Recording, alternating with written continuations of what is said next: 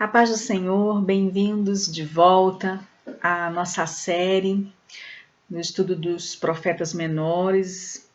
E nesse vídeo nós vamos continuar conversando sobre o profeta Joel, um daqueles considerados do grupo dos 12. E no vídeo passado, eu falei com vocês, nós conversamos sobre o quadro geral do livro do profeta Joel.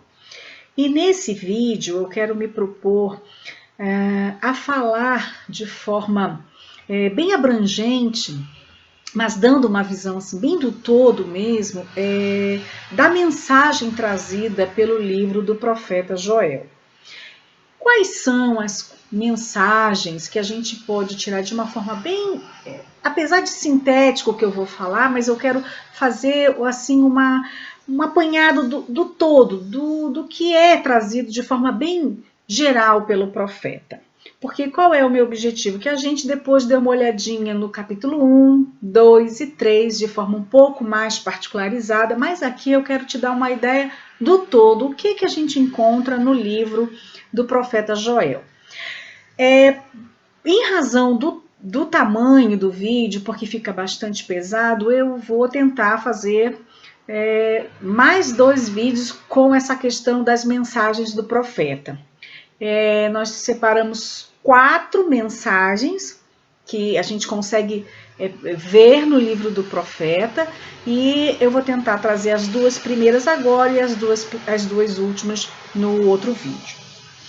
Bom, a primeira mensagem que a gente vê assim de pronto no livro do profeta Joel é que o pecado que o povo comete, que nós cometemos, atrai o juízo de Deus. Isso é uma coisa muito fácil da gente perceber no texto, né? A praga do gafanhoto, a seca, o fogo, né? Foram calamidades que atingiram a terra, que devastaram a agricultura, as plantas, os gados, os homens e o culto.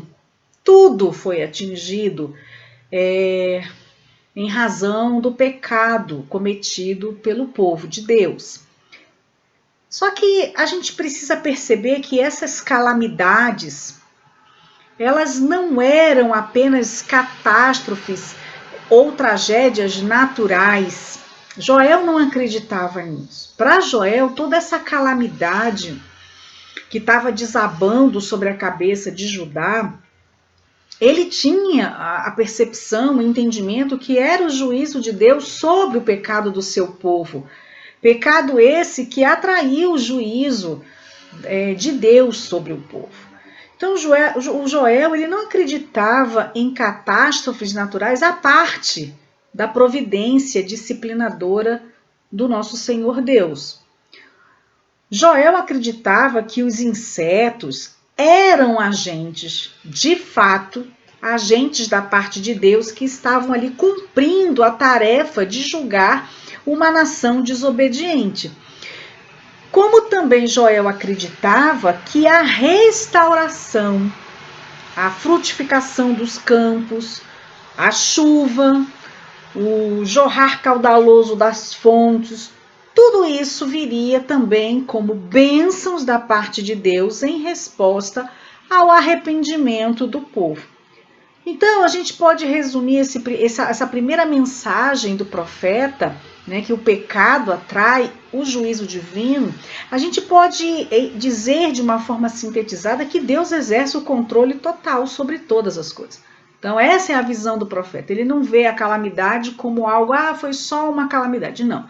É a mão de Deus guiando todas as coisas, como a gente viu no vídeo anterior. O Senhor é soberano, Ele é o Senhor da história e Ele tem controle como Senhor criador dos agentes naturais e pode e usa os agentes naturais como forma de disciplinar seu povo. Então essa é a primeira mensagem que a gente consegue extrair dos capítulos, né, dos 3 capítulos do livro do profeta Joel. A segunda mensagem que a gente percebe no livro do profeta é que quando o povo da aliança ele desobedece, Deus o disciplina. E esse segundo tópico do que a gente vê como mensagem do profeta é consequência do primeiro. Pecado atrai juízo. E quando o povo da aliança desobedece, Deus disciplina. O povo da aliança tinha desobedecido o Senhor. E Deus, para trazer esse povo de volta, ele envia seus agentes disciplinadores, como eu acabei de dizer acima. Então, essas calamidades, elas foram usadas sim por Deus como chicotes, né, para disciplinar o seu próprio povo. Tem gente que não gosta desse tipo de Deus, né, que diz que esse é o Deus mau do Antigo Testamento, mas não é assim, a teologia mais sadia que a gente deve crer. Deus realmente disciplina aqueles que ele ama. E o julgamento de Deus começa não fora, mas dentro da casa de Deus, porque Deus não permite pecado em sua própria residência, no meio do seu próprio povo. Então, logo a gente vai ver aí a mão disciplinadora de Deus sobre o povo de Judá e de Jerusalém.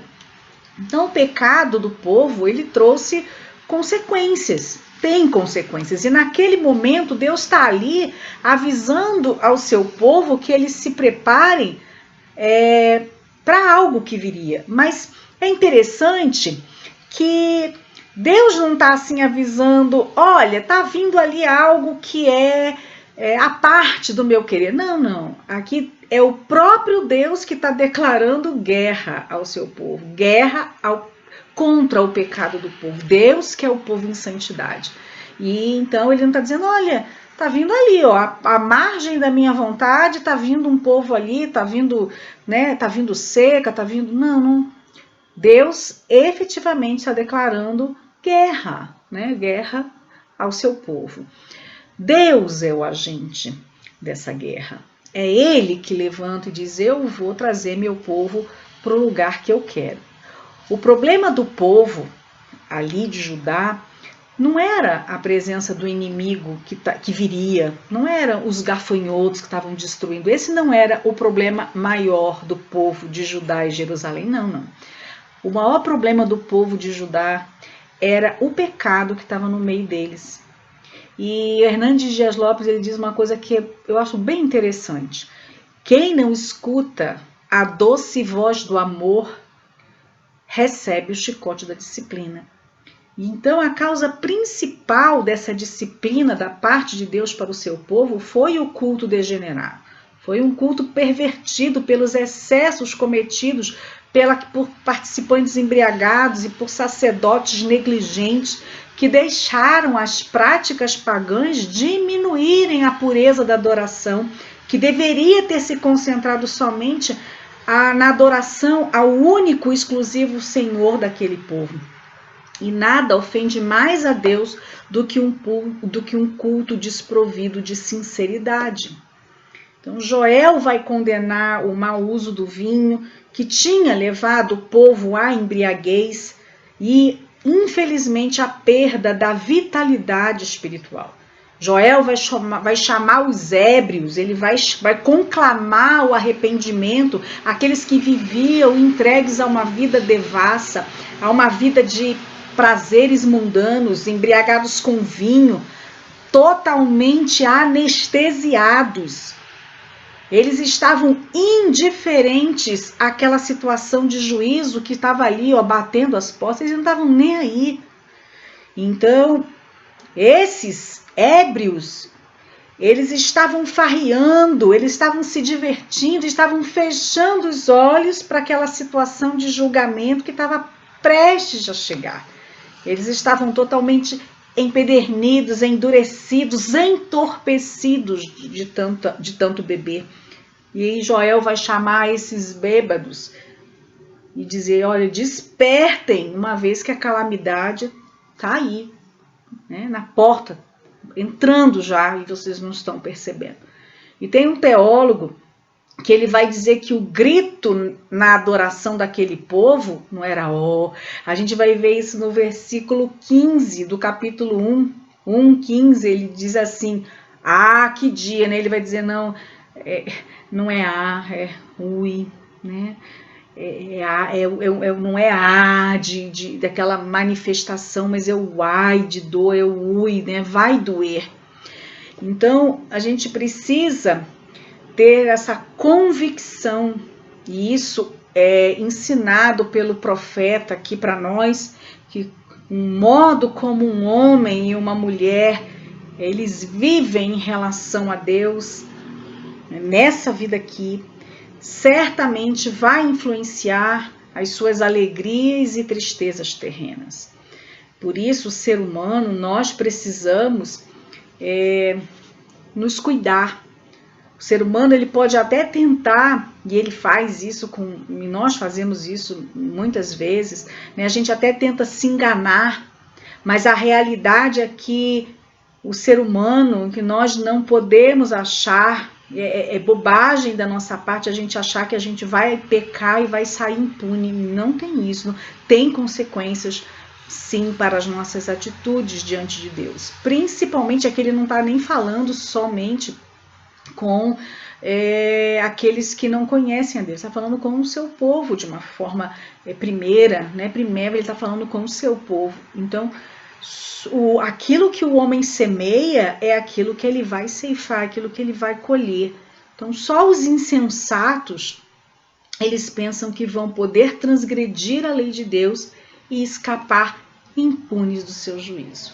Então, essas são as duas primeiras mensagens, de uma forma bem generalizada, que a gente vai ver no livro do profeta. A primeira é que o pecado atrai, sim, juízo divino. E a segunda é que quando o povo da aliança desobedece, Deus disciplina seu povo, porque ele é um Deus que ama, e Deus só disciplina aqueles que ele ama. Então, a gente vai ver aqui nesses textos que Deus está ali de uma forma amorosa, mas ele vai sim, né, ele disciplina seu povo. Mas a gente vai ver que no decorrer do texto, esse mesmo Deus amoroso que se ira contra o povo, ele também vai conclamar seu povo ao arrependimento. Ele vai sim dizer: se vocês se voltarem para mim, eu vou ter eu vou fazer outras coisas com vocês, eu vou suspender o meu castigo. Então, aqui estão os dois pontos. Que o Senhor nos dê a consciência de entendermos que a nossa vida precisa ser vivida de acordo com os padrões que Deus quer. E não podemos não podemos ser levianos que a gente vai viver de qualquer forma e o Senhor vai continuar nos abençoando. Ele sim, ele é longânimo, é verdade, ele é misericordioso, é verdade, ele é gracioso, é verdade, ele é amoroso, tudo isso é verdade. Mas ele também é um Deus que nos quer vivendo do jeito que ele quer. E quando a gente insiste em fazer diferente disso, ele traz para nós, certamente, disciplina, porque ele nos ama tanto que quer que a gente realmente fique no centro da vontade dele. Então, a minha oração é que eu e você, a gente não chegue nesse ponto de ser disciplinado por Deus e que a gente hoje entenda que a nossa vida precisa estar dentro da vontade do Senhor. Que Deus te abençoe. E no próximo vídeo eu vou trazer o terceiro e o quarto tópicos que eu entendo, né, que é trazido no livro do pastor Hernandes, como uma mensagem aí trazida pelo profeta. Que Deus te abençoe, que o Senhor visite a sua casa, que o Senhor visite a sua vida e que nós sejamos abençoados a cada dia com a santa palavra de Deus. Fica na paz.